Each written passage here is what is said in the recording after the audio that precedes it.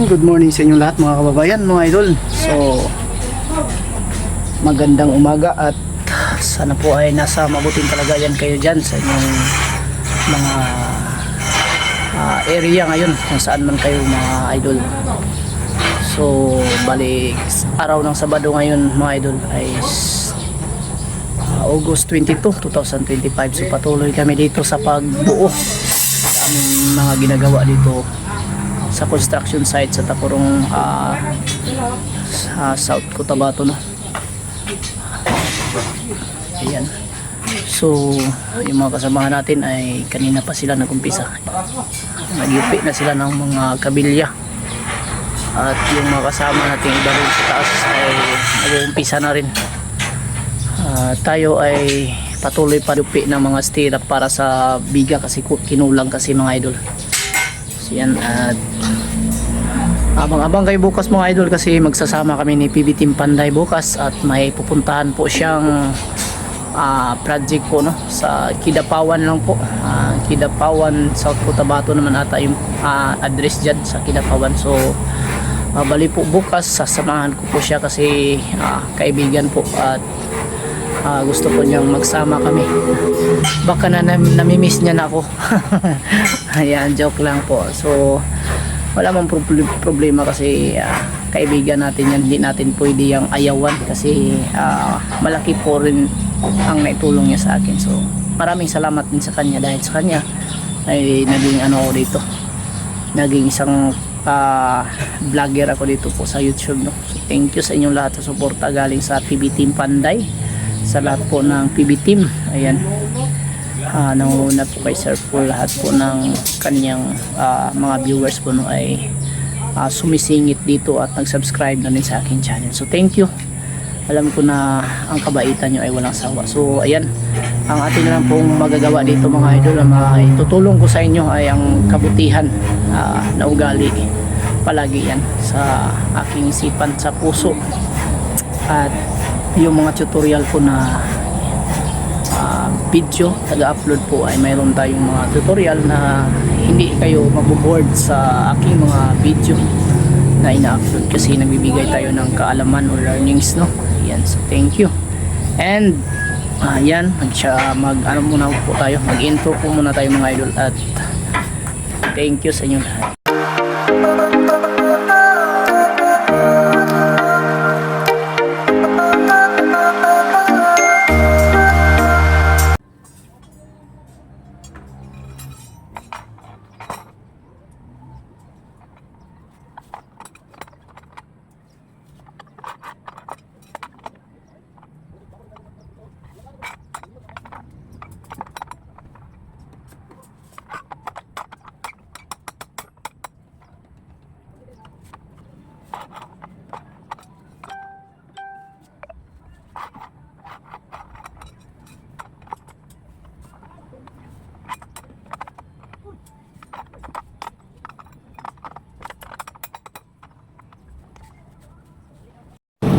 Dito kami mga idol, nagtatali kami ng biga. Ayan, dito na po sa harapan, gilid ng harapan mga idol. Ayan, kita natin sa kanila banda doon. Kami po dito ay naka-assign o banda sa gilid. Splice namin dito sa tungan. May mga splice tayo dito sa ito sa bandang gilid. Uy, malapit na kami matapos. Ayan, halos lahat na. So shout out kay Chris Tututo Kawaling. Nagtatanong po siya dito. Tanong po ni Idol Chris Tututo Kawaling, ayan idol, ang tanong mo ay unahin ba namin sa pagbubuhos itong sa taas na slab. So salamat sa iyong katanungan idol at ito po ay talagang uunahin namin dito bago kami mag-asintada sa ilalim. So kailangan naka-flooring na to ng sa taas bago tayo mag-asintada sa ilalim kasi 2 linggo bago natin yan tanggalin yung mga forma dito. Pagkatapos mabuhusan, bilang tayo ng 14 days bago natin tanggalin. Nagdepende na yan sa kung ilang PSI ang gagamitin natin sa mixing. Kung gumamit tayo ng 3,500 PSI, pwede na yan 10 days. Pero kung nandun tayo sa 3,000 PSI mga idol, ay abutin tayo ng 14 days kasi yan po ang ating requirements. Kumbaga yan ang ating sinusunod sa ating mga project po, no? Yung kanyang tigas po ng simento, kung kailan po siya pwedeng tanggalin. So ganyan po mga idol yung process or ang kanyang tagal po bago tanggalin. So sa amin kasi pag ganito, kadalasan 2 linggo, 3,000 PSI lang yung ginagamit kasi kung mas mababa yung PSI na ginagamit mga idol sa pagbubuhos, yung timpla, kumbaga yung mga idol, yung ibig sabihin yung PSI, kung yung timpla ng paghalo ng simento doon sa katulad ng sipkon o ganyan, yung mix na nakamix na siya bago siya i-deliver dito, yung transit mixer po baga yung gagamitin dito. So kung mababa yung PSI, katulad ng mixing nila is 3,000, sinasabi nila 3,000 PSI, so mas mura yung presyo niya sa 3,000 PSI. Di katulad sa 3,500 PSI, mas mahal siya pero mas madali siyang baklasin po yung ating mga purma dito. Pwede na siya 10 days. So ganyan po yung ating advice sa gustong matuto or sa nagbabalak na magpagawa ng bahay. Kung inuunan yung mga slab ninyo, matagal siya talaga tanggalin. Pero may mga preparasyon kami dito mga idol. Pag matapos namin to mabuhusan ay dito, yan o, yung kabila naman yung aming gagawin banda dyan, naka-layout dyan sa kabila, may 2 kwarto dyan. So dyan muna yung gagawin namin habang hindi pa tatanggalin dito sa ilalim. So yan yung gagawin namin, yung 2 kwarto, 2 CR, 2 kitchen. So thank you sa inyong lahat. At ganito naman yung paraan namin sa paggawa ng dugtungan sa mga splicing mga idol, katulad nito, mga kakaunti na lang. Yan o, ito po, makikita nyo yung mga splice namin. Yan o, may ano siya dito, tapos nakayupi tatong ganyan punta dito. Yan po ang tinatawag na splicing. Tapos may skwala tayo, ayan, tapos ilalim mayroon din, pero kulang pa yan sa tali, tatalian natin yun. Ito pa, nakaskwala siya. Tapos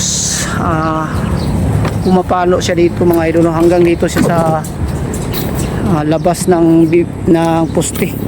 Hanggang dito po siya yung splice natin, oh. Ayan, so matibay. Ganyan, overlap na yan sa ilalim kasi dito po yung poste natin. Yan po yung magiging overlap. So kailangan natin sa overlap, kailangan matibay siya kasi wala na siyang poste dito sa gilid. So bali open. So pag ganyan mga idol, kailangan nating matibay ang pagkagawa dyan. So thank you sa inyong lahat. At yan yung ating bandang dulo, sila po yung gumagawa doon. At araw ng Sabado ngayon ay uuwi tayo. Siguro sila pa muna yung mauunang umuwi ngayong araw doon, kasi intayin ko pa po si PB Team Panday sa Kidapawan, kasi po mas malapit na lang po dito yung Kidapawan area. Hindi na po aabot ng 1 oras galing dito sa Tacorong papuntang Kidapawan. So mamayang umaga siguro ay papunta ako ng Kidapawan, tapos doon na kami magkita ni PB Team Panday para sa kanyang bagong project. So thank you kay PB Team at sa mga clients po ni PB Team, no, na kumukuha sa kanya. Maraming salamat po sa inyong tiwala. Idol, ay magkakat po muna tayo ng plywood para sa ating magiging siding sa ating biga, at abangan nyo, kita natin.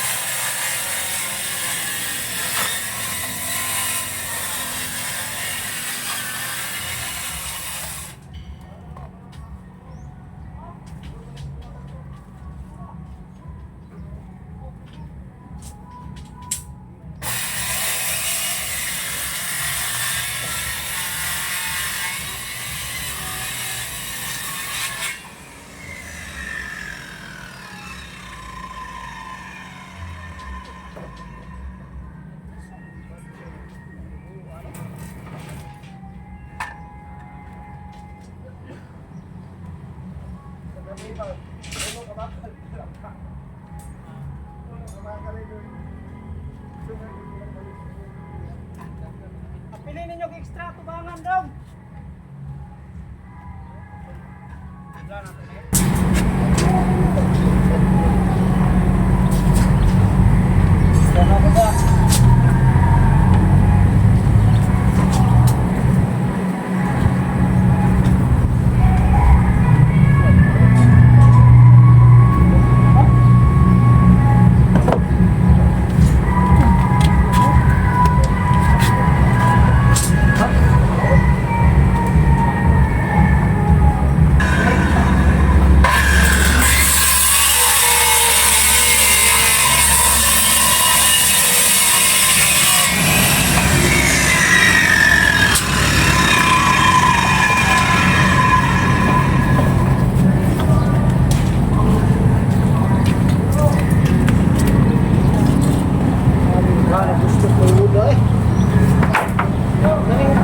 Pangit to sa gawas tangdong.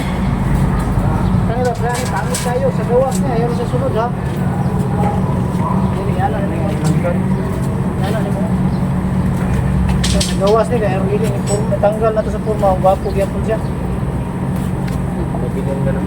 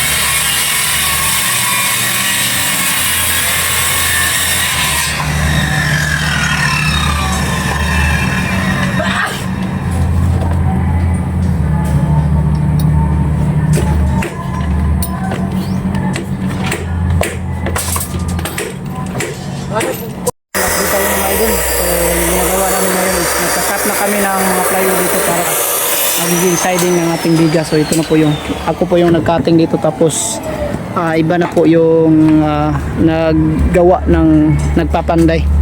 So ito na po yung aming siding. Bali siding po ito sa loob, maiksi po to kasi sa loob siya. Ayan, ang sa labas na siding po mga idol, ang lapad po niya ay 37 37 cm, tapos yung dito sa loob po ay 36 ay 25 cm. So yan, at yan po ang update, latest update. At dito naman sa taas ay malapit na tayong matapos paglagay ng mga, so extra na lang po yung kulang mga idol. Bali natapos na po yung paglagay ng mga stirrup dito.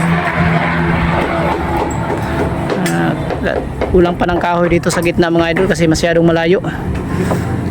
Ayan o, kailangan natin dagdagan. Kailangan pa natin dagdagan yan sa gitna mga idol para matibay yung ating slab. Ayan. Ito na po.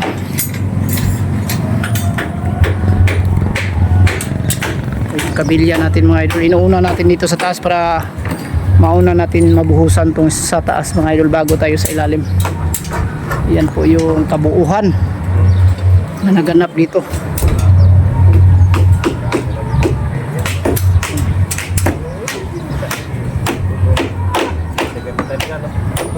Yan mga idol, ang latest update natin.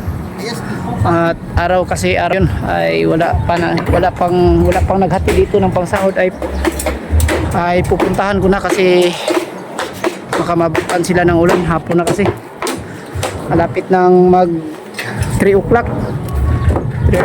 kasi yung uwian namin, basta Sabado mga idol, kasi ang layo pa ng uwian ng ating mga kasama. Tayo ay pumunta sa shop ng ating boss, sa shop na hydraulic dito sa Takuban. Tahan ko na mag-isa dito doon kasi may ginagawa pa sila dito.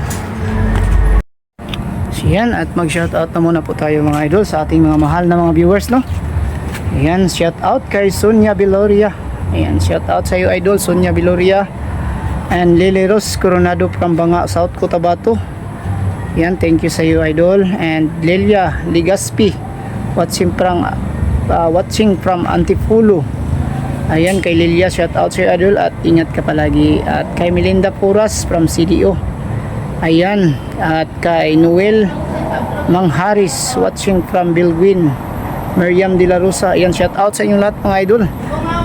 Maraming salamat sa iyong palaging pagsuporta at panonood po sa Bitoy Daily Mix Vlog. At sasagutin po muna natin yung mga tanong, sasagutin natin yung tanong ni Angelica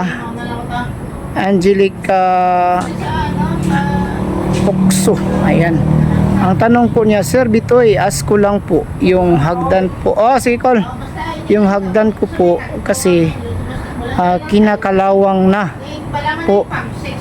Tinanggalan ko na kalawang tapos nilagyan ko ng turko po. Pagdating ng hapon matapos mabasa sa ulan, sir, pagdating ng umaga kasi umulan, need ko po ba applyan ulit ng turko, sir? Sana masagot mo tanong ko, sir. Salamat po and God bless. May PM po pala ako sa iyo sa Messenger. Okay po, at sasagutin natin yan mga idol. Iyan kasi naabutan kaya ng ulan pag nagpintura kayo tapos sa labas kasi hagdanan kasi yan, sa tingin ko parang nasa tiris yan or papuntang taas tapos naabutan ng ulan, tamaan yung pintura nyo. So ngayon parang nagpatlak-patlak siya, may mga patak-patak na makikita, parang mancha. So ang gagawin nyo dyan ay sa akin kasi hindi talaga ako marunong sa pintura po, kaya ang maganda yan, suggestion ko dyan mga idol, doon kayo magtanong sa paint shop. Yan, magpunta kayo sa paint shop tapos magtanong kayo kung anong gagawin nyo. Pag kunwari lang kayo, magbili kayo ng materialis tapos magtanong kayo kung anong dapat gawin, kasi pagdating dyan sa turko na pintura sa tubular, kasi sa amin kasi pag ganyan inuulit namin yan inuulit namin pagtrabaho kasi nabasa na yan ng ulan, mancha na kasi yan. Di yan matanggal pag hindi dublihan or balikan ng pagpintura. So ang ginagawa namin dyan is binabalikan, idol. So salamat, sana po ay nasagot kita at magtanong ka pa sa mas magaling pa. Kasi sa ganyan na paraan mga idol, sa amin kasi ganyan ang ginagawa namin. At baka may magaling pang mga suggestion doon sa paint shop. So thank you, sana po ay nasagot kita sa iyong katanungan, idol. And yan, at thank you sa lahat, no, sa inyong lahat mga idol sa palaging pagsuporta. So yan na muna yun ang vlog sa araw na ito. At pasensya na po kay Idol Busy Meat, Busy Kitchen. Pasensya po, idol, at nabanggit ko po yung pangalan mo na i-subscribe doon kanina sa live. So pasensyahan mo muna ako, idol, kasi hindi ko po alam ang ganyang ano po kalakaran sa YouTube. Sana po ay mapatawad niyo po ako. So thank you sa iyong kabaitan and God bless. Bye bye sa inyong lahat at magandang hapon.